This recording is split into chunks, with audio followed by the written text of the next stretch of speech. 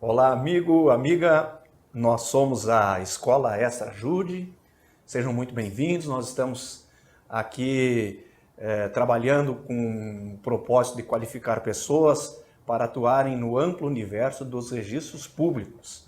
Preparamos conteúdo técnico específico para o seu crescimento. Aqui ao meu lado, o nosso professor Tiago Machado Burtê. Seja bem-vindo, professor. Obrigado. Temos aqui alguns questionamentos importantes para trazer e para ouvi-lo. A matéria da qual nós queremos tratar hoje, professor, é a locação perante os registros públicos. Gostaria de pedir que o professor nos apresentasse um rápido panorama sobre os institutos da locação perante os serviços de registro de títulos e documentos e de imóveis, explicando-nos como ela funciona para acessar a matrícula do imóvel.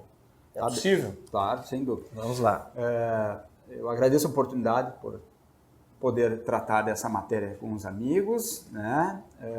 E para tratar sobre locações, a gente precisa ter presente dois princípios: celeridade e informalidade. Certo. Tá? Existem outros que tratam desse instituto, mas na matéria dos registros públicos interessam esses dois: celeridade e informalidade. Essa lógica tem que estar na cabeça do registrador para poder bem aplicar a locação, tá? Porque existe um certo abrandamento de algumas formalidades, tá? E isso a gente verá agora oportunamente. Dois serviços de registro afetos a esse instituto, tanto o título de documentos quanto o registro de imóveis. Sim. Tá? No artigo 129, o item 1º, temos o acesso da locação via registro de títulos e documentos, ou seja, o natural que esses contratos de locação sejam registrados no título de documentos. Tá? Para quê? Para surtir efeitos em relação a terceiros. Certo. Aquele contrato de locação, ele alcança efeitos além dos obrigacionais entre as partes, também perante terceiros, uma vez registrado, tá? No registro de documentos. Isso interessa ao locador. Ele pode estar evitando um bom problema se ele passou pelo registro. Certo. Tá? E o registro de títulos e documentos, frente ao registro de imóveis, é um registro menos burocrático, entendamos assim. Ele tem menos condicionantes para poder acontecer. Sim. Não que o registro de imóveis seja burocrático. Entendamos que a lei, às vezes, é formal e tem requisitos formais para poder acontecer, e o direito se constrói desse modo, né, principalmente na seara extrajudicial, né, e o registro de imóveis é o maior controlador desses requisitos. E esses requisitos para o título de documentos são abrandados. Então, a tendência é que esses contratos, com muito mais força, acessem o registro de títulos de documentos. Tá? Registro de documentos, para agir, observa a competência territorial, a competência das partes determinada pelo seu domicílio. Então, quanto à competência para registrar no título de documentos, é o artigo 130 da Lei 6.015, que vai tratar da matéria. Certo. Tá? E também o artigo 576, parágrafo 1º do Código Civil, vai tratar da matéria. Só que a gente tem que ter presente outro detalhe, que tipo de locação que estamos enfrentando. Já vamos analisar isso aqui. Tá? Se é a locação da Lei 3245, residencial, ou é locação do Código Civil. A gente tem que saber pontuar o registrador. Tá? Tem que saber pontuar para verificar a questão das competências. O artigo 130, a princípio, trata domicílio das partes. Né? Se tem alguém que mora em Porto Alegre, o locador de Porto Alegre, e o locatário em Macapá, a princípio é nesses domicílios que devem ser registrados os documentos. Certo. E se o imóvel for locado do Rio de Janeiro, a princípio não teria que registrar no Rio de Janeiro. Não é pela circunscrição da coisa, onde o imóvel está situado diferente no registro de imóveis. Certo. Tá? E sim pelo domicílio. Possível registrar no título de documentos no Rio de Janeiro? Sim, é possível facultativamente, mas a competência primeira dos domicílios deveria estar atendida. Tá? Então, registro de título de documentos tem essa peculiaridade para fins de agir, que é a questão da competência territorial. O registro de imóveis já vai receber essas locações tendo por base a matrícula do imóvel. Então, não é onde os contratantes, locador e locatário, têm domicílio, e sim onde a coisa está situada. Então, tem essa diferença de competência de tratamento da questão em face do órgão registral, que vai recepcionar essa locação. Tá? Uma questão interessante que a gente tem que trazer para vocês, em primeiro lugar, é pontuar qual legislação que está incidindo sobre aquele contrato. Nem toda locação decorre da Lei 8245 de 91. Nem toda locação é residencial. Tá? Então a gente vai ver lá no artigo 1º, parágrafo único da Lei 8245, os casos que não são regidos por essa lei. A gente tem o Instituto da Locação na Lei 8245, no Código Civil, e também temos locações de bens públicos, mas daí não é matéria dessa apresentação. Certo. Tá? A locação de bens públicos, a princípio, nem precisaria acessar o registro. Basta a contratação do poder público e chega por aí. Não precisa ir para o registro. Se quiser registrar, daí vai observar as competências. Tá? Mas vamos lá. Parágrafo único do artigo 1º da Lei 8245. Os casos que não são tratados pela Lei de Locações Residenciais. Imóveis de propriedade da União, Estados, municípios, suas autarquias e fundações. Legislação própria. Certo. Tá? As vagas autônomas de garagem ou de espaço para estacionamento de veículos. Também não é tratado por essa lei. Vai ser regido pelo Código Civil. Espaços destinados à publicidade. Código Civil.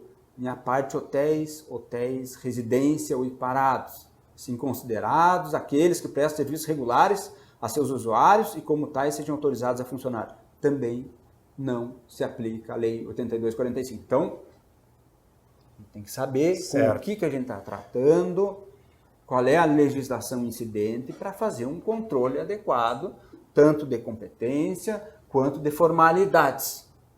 Tá bem? O Código Civil, que trata, os artigos que tratam essa matéria estão nos artigos 565 e seguintes, tá? Em especial no artigo 576, que fala ali na competência para registrar a cláusula de vigência, que já veremos. Tá? Já veremos especificamente. Tem a cláusula de vigência da Lei 8245, para aqueles casos regidos por essa lei, e tem a cláusula de vigência do Código Civil, regido para aqueles casos que, né, o Código Civil vai disciplinar. Um caso interessante de trazer para vocês, aquelas antenas que são estabelecidas no meio rural, né, que querem levar para o registro público. Faz um contrato de locação, faz um croquis, identificando aquela área. Qual é a lei que rege isso? Qual é a lei que rege isso? Não é o 8245. É o Estatuto da Terra? Ele está vendo uma locação lá no meio rural, em cima do imóvel rural. Não é também. Por quê? Porque a legislação rural ela vai incidir quando estiver uma destinação rural sendo implementada naquele imóvel. Ou é agricultura, ou pecuária ou extrativismo. A instalação dessa antena, ela não atende essa destinação. Não. Portanto, é outra legislação. Qual? A princípio, o Código Civil que vai reger isso aí. Tá? E daí, formalidades não são... atendendo aquele princípio da informalidade que a gente trouxe, né, que rege essa matéria, que é princípio do Instituto, né, o registro pode estar preparado para não implementar uma exigência de especialidade objetiva, acentuada, plena identificação do imóvel, perfeita identificação do imóvel. Não precisa. Tá? Essas pontuações iniciais são necessárias com relação ao Instituto da Locação perante os registros públicos. Professor, quais os atos que podem ser praticados no registro de imóveis com base num contrato de locação? No registro de imóveis, vamos lá. Isso.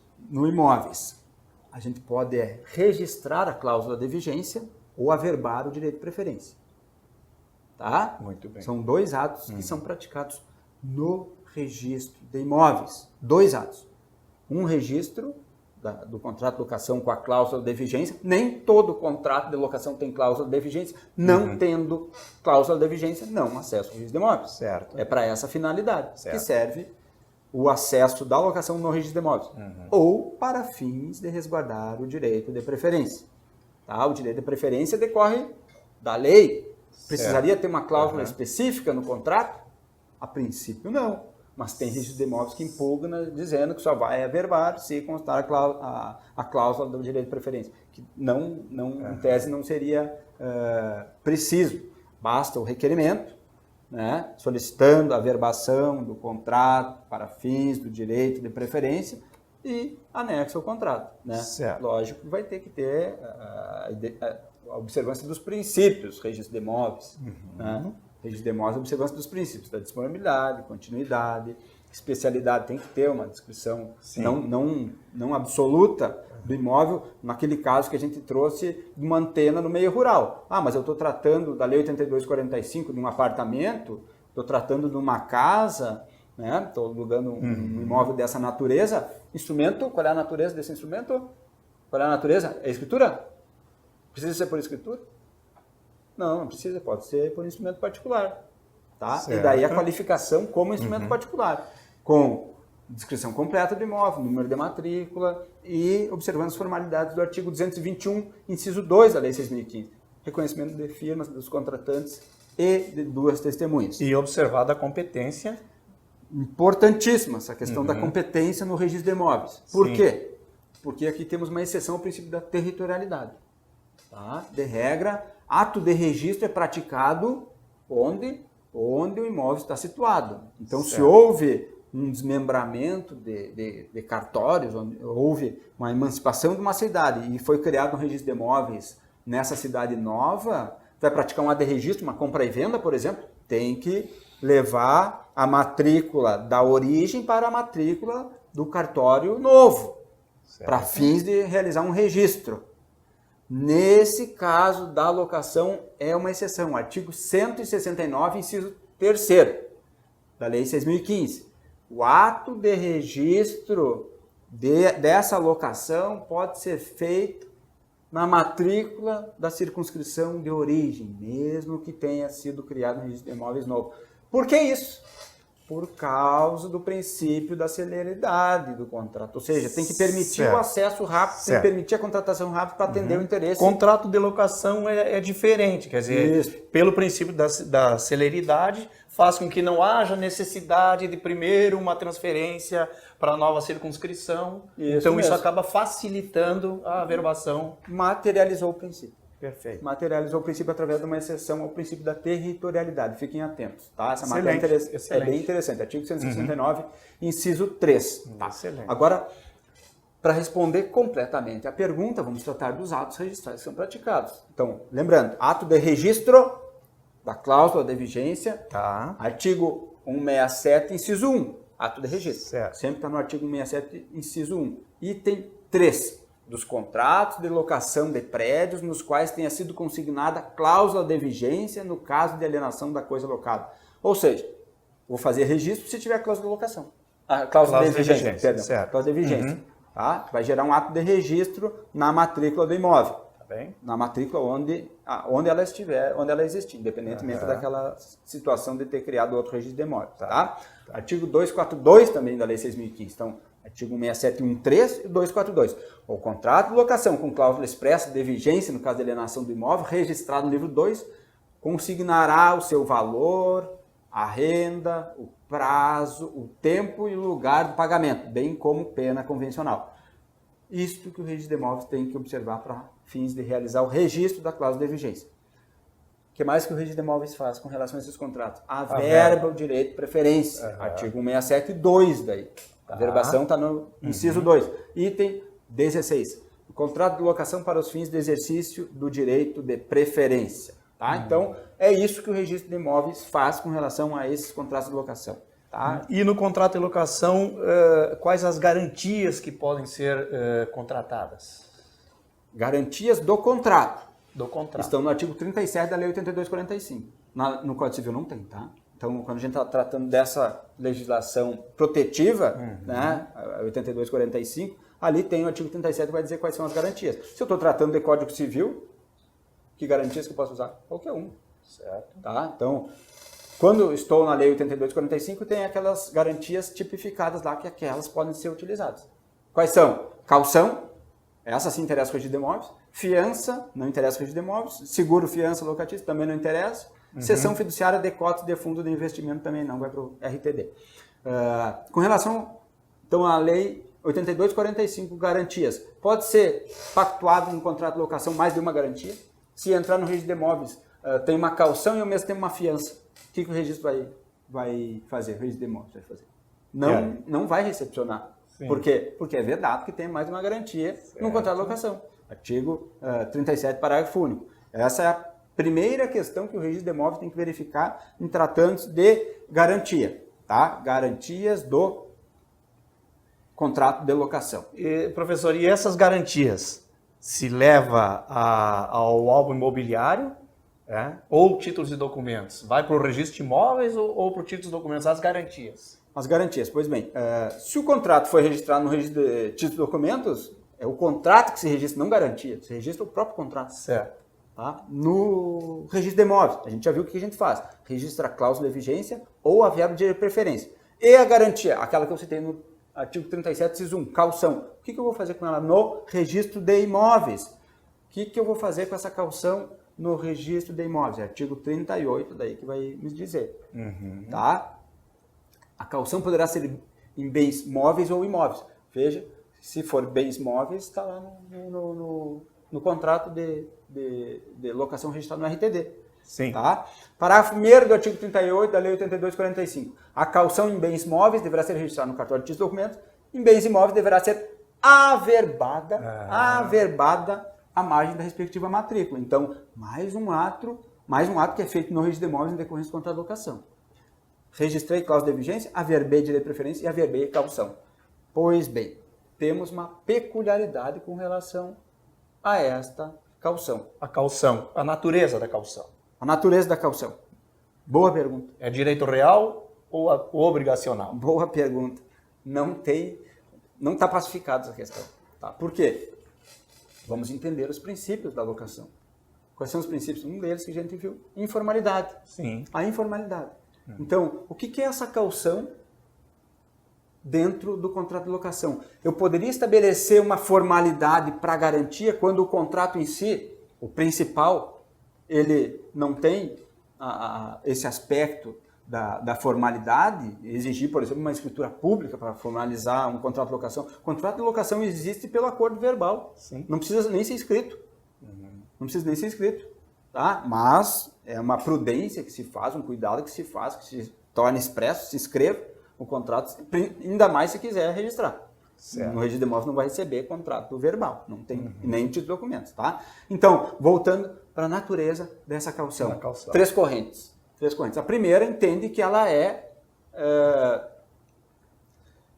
que tem a formalidade exige-se a formalidade lá do artigo 108 para formalizar do 108 do Código Civil, perdão, para formalizar essa caução, ou seja, ela equivaleria a uma hipoteca. Precisaria de escritura pública de caução ou hipoteca para fins de gerar a garantia. Uma questão que eu não concordo particularmente. Por quê? Já está atrasando, já está demorando, já está complicando a contratação para exigir uma formalização de uma escritura pública para fins de garantia do próprio contrato. Então, a princípio, não é esse o melhor caminho, mas tem quem sustente que, para materializar essa caução no registro de imóveis, precisaria escritura e registro.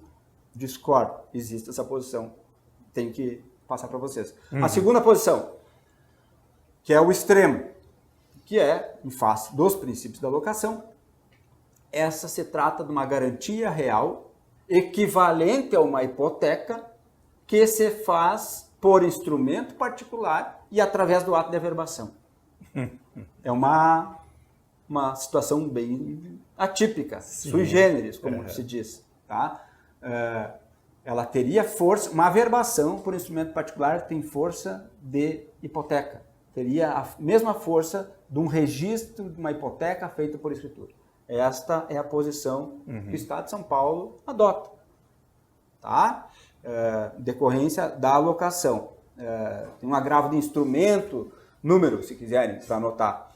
611 602, dígito 00/3 da 7ª Câmara do 2º Tribunal de Alçada. Essa decisão é um pouco antiga, quando tinha Tribunal de Alçada, né? E processo da Corregedoria Geral da Justiça de São Paulo, número 110 de 2005, que entendeu por esse modo. Então,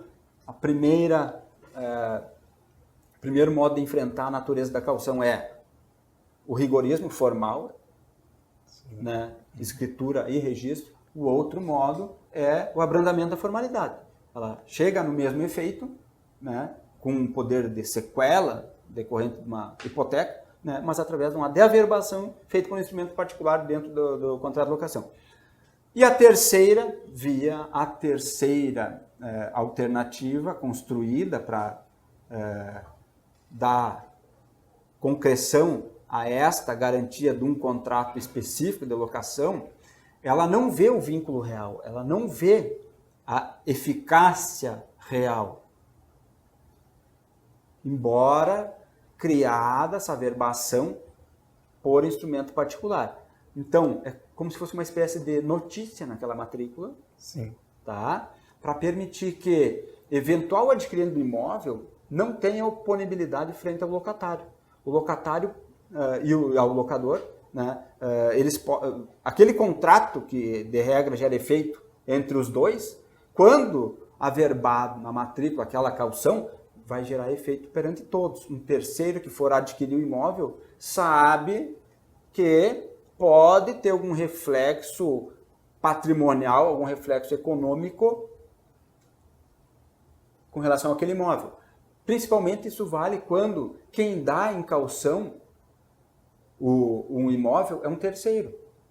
Vamos lá, temos locador, locatário e um terceiro caucionante. Sim. Tá? Na matrícula do imóvel desse terceiro, fica constando essa verbação, dessa caução, em garantia do contrato de locação, em garantia do locatário. Locatário não pagou, significa o quê? O locador vai poder buscar, via execução, o seu crédito, né? E aquele imóvel vai ser indicado, né, para responder por aquela obrigação. É esse o efeito que se alcança dessa caução instrumentalizada por um instrumento particular via ato de averbação.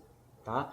Permite o quê? Que o locador possa satisfazer o seu crédito, por isso que a caução é uma garantia, né, mas não é uma garantia real. Essa é a peculiaridade dessa terceira corrente. Não é uma garantia real. Não é igual a uma hipoteca.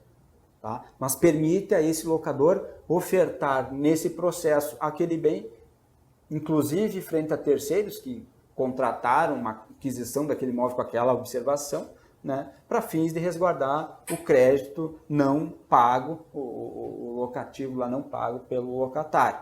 Tá bem? Essa é a visão do Tribunal do Rio Grande do Sul na apelação civil número 7000-4142758.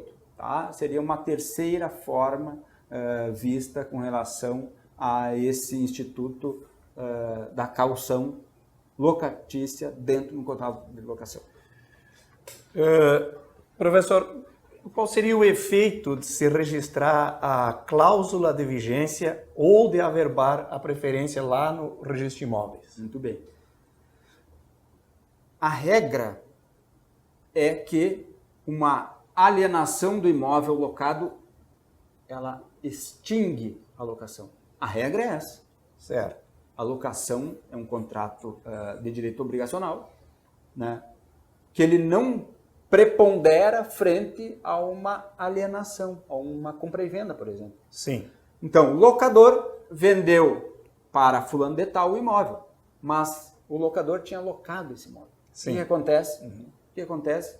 Essa locação, ela se rompe, ela é extinta em função daquele vínculo de direito obrigacional, ou seja, do vínculo de direito real. O vínculo de direito real, ele prepondera sobre esse obrigacional. Quem vai ter a coisa, o imóvel, é o adquirente, o comprador, permitindo ele denunciar aquela locação. Vai tirar o locatário no prazo que a lei estabelece, né? Tem que fazer um procedimento para isso, 90 dias, dá para o locatário sair, mas o locatário, às vezes, ele gostaria de manter esse vínculo com a coisa. Para isso acontecer, para essa locação ter força de não ser extinta pela alienação do imóvel, precisa ter a cláusula. Vejam o nome da cláusula. Cláusula de vigência em caso de alienação. Sim. Tá? Então, a alienação, excepcionalmente, não vai extinguir a locação. Para isso, precisa ter a cláusula e ter o registro. Esse registro, de certa forma, protege também o locatário. Esse registro serve para proteger o locatário. É isso aí. Tá? Então, o efeito é esse. É proteger o locatário, mas para isso precisa dessa formalidade. Ou senão, a consequência é o que a lei estabelece, que é o rompimento da locação. Não tendo cláusula, não estando registrada, não vai ter a proteção. E às vezes acontece o seguinte, o locatário, surpreso com uma alienação, ele tem um comércio estabelecido, Sim. né?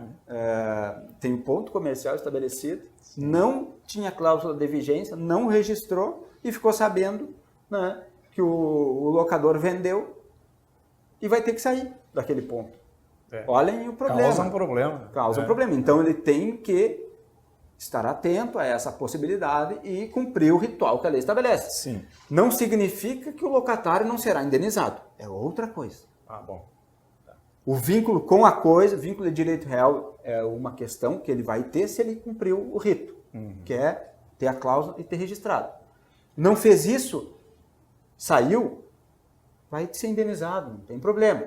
Mas para recomeçar todo o comércio dele, ser conhecido na outra praça, sem dúvida que isso é um tormento que pode ser evitado através dessa questão bem simples. Geraria um prejuízo que poderia, obviamente, ser evitado com esse registro. Para isso que serve o providência. Para a segurança jurídica.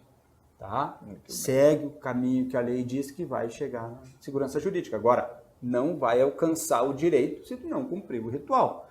Não quer dizer que não vai ser indenizado. Repito, pode gerar a indenização, não tenha dúvida. Mas o vínculo com a coisa, esse não vai ter. Professor, bastaria registrar a cláusula de vigência automaticamente havendo a preferência, ou seria preciso realizar os dois atos, registro e averbação? Muito bem. Cada ato próprio vai gerar o efeito que a lei diz. Tá? Então, se quer proteção, uma eventual alienação, é ato de registro. Se quiser ter o direito de preferência, ato de averbação. Precisam ser realizados os dois atos. A jurisprudência, que a gente tem que citar aqui, né, que entende que bastaria o ato de registro, que esse ato de registro da cláusula de vigência, ele englobaria, inclusive, a averbação da preferência. Tá? Mas vejam o seguinte, precisou ir para a justiça e se alcançar uma decisão nesse sentido. Tá? Fica numa insegurança num determinado período. Então, a recomendação que a gente tem que deixar claro quer a proteção, segue o caminho.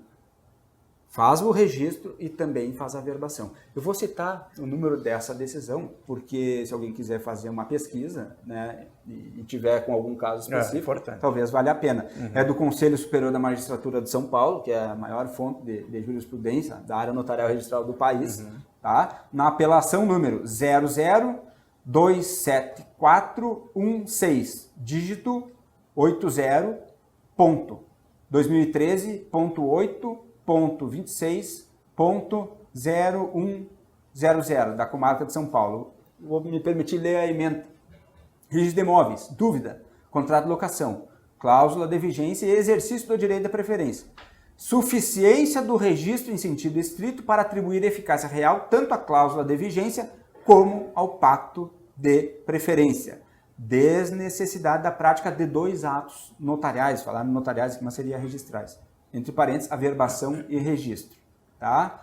Então, aqui na jurisprudência se entendeu possível, né, que o registro da cláusula englobaria o direito de preferência. Ótimo que conseguiram uma decisão nesse sentido. Mas, na dúvida, se não quiser correr riscos, proceda aos 2 atos. Daí basta o requerimento das partes interessadas, né, junto com o título. Uma observaçãozinha, o professor está enxergando bem. Eu daqui vejo apenas um papel ali em cima. Tá bem, Está enxergando de bem, perto, letrinha de desse perto, tamanho. sim. De longe precisa do óculos. Muito bom, professor. Como se opera o cancelamento da locação lá no registro de imóveis? Muito bem, praticado o ato, né, de registro, averbação, precisa, em determinado período, extinta a locação, desfazer esse ato. Né? Aí a gente pode citar os artigos 250 ao 252 da Lei 6.015. Certo. Ali tem um regramento para tratar dessa questão. Não basta, automaticamente não decai aquele ato praticado no registro de imóveis pelo decurso do prazo. Se previsto lá, por exemplo, prazo de locação de 5 anos, passaram os 5 anos, né, automaticamente essa locação no registro de imóveis está extinta? Não, a gente não sabe se houve uma prorrogação. Sim. Né? O próprio contrato de locação às vezes fala em prorrogação automática por prazo indeterminado, então ela pode ter tido uma continuidade, e isso o registro não sabe. Portanto, sempre que foi praticado um ato, registro, averbação, posteriormente, quando da extinção, não esqueçam, locatário e locador, de formalizar o documento hábil para fins de levar ao registro de imóveis e dar a baixa daquela informação para não ficar uma mácula naquela matrícula, precisando depois, com o tempo, se não se encontra um ao outro, né, precisar judicializar essa questão. Ou suscitar uma dúvida para fins de liberação completa daquele imóvel, tá bem? Tá bom. Professor, muito obrigado pelas suas excelentes mais uma vez explicações aí. Agradecemos a atenção de todos e tenham bons estudos. Obrigado.